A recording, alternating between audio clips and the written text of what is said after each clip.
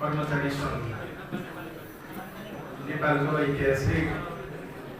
10औं केन्द्रीय परिषदका उद्घाटन समारोहको अध्यक्ष कमरेड मञ्चमा आसीन प्रमुख अतिथि आउँदै हुनुहुन्छ महासचिव कमरेड मञ्चमा आसीन स्थायी कमिटीका सदस्य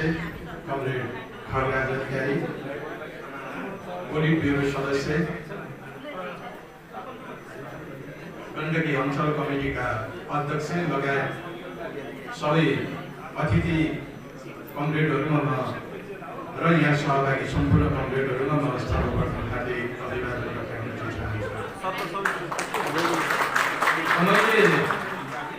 धेरै लामो मेरो चाहिँ भनाइ चाहिँ रहेको छैन, छोटो केही कुराहरू म राख्न चाहिँ चाहन्छु।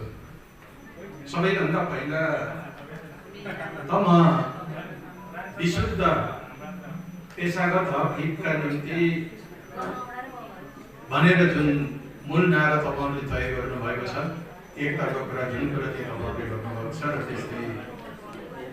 पारदर्शी र गतिशील व्यवस्थापन आजको आवश्यकता हो भनेर मलाई लाग्छ। अहिलेको समस्या भनेकै साँच्चीकै पेशागतसँग सम्बन्धित समस्याहरू मुद्दाहरूको बारेमा यो परिषदले यहाँहरूले छलफल गर्नु नै छ र त्यस्तै गरेर अहिले साँच्चै चुनौतीको रूपमा रहेको पारदर्शिता नै हो र व्यवस्थापनको गतिशीलता नै हो र अहिले पनि भर्खरै कुरा चाहिँ चलिसकेको छ र हामी कसरी अगाडि बढ्न चाहिँ सक्छौँ, कसरी समृद्ध नेपाल निर्माण गर्न सक्छौँ, कसरी सुखी नेपाली हामी बनाउन सक्छौँ, किनकि यो वित्तीय क्षेत्रको यो प्रमुख कार्यभार हो र यो वित्तीय क्षेत्रको एउटा प्रमुख संस्थाको रूपमा कृषि विकास ब्याङ्क चाहिँ रहेको छ र यहाँ काम गर्ने तपाईँहरू राष्ट्र सेवक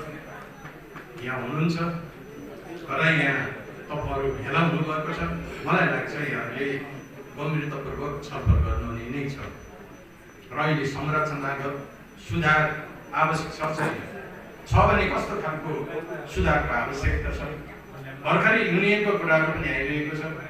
युनियन आवश्यक छैन भने यसले समृद्धिमा टेवा पुर्याउने गरेर यो कसरी अगाडि बढ्न सक्छ, कसरी यसलाई अगाडि बढाउन सकिन्छ, यी सबै कुराहरू मलाई लाग्छ यो छलफलको विषय बनाएर गम्भीरतापूर्वक र यो राष्ट्र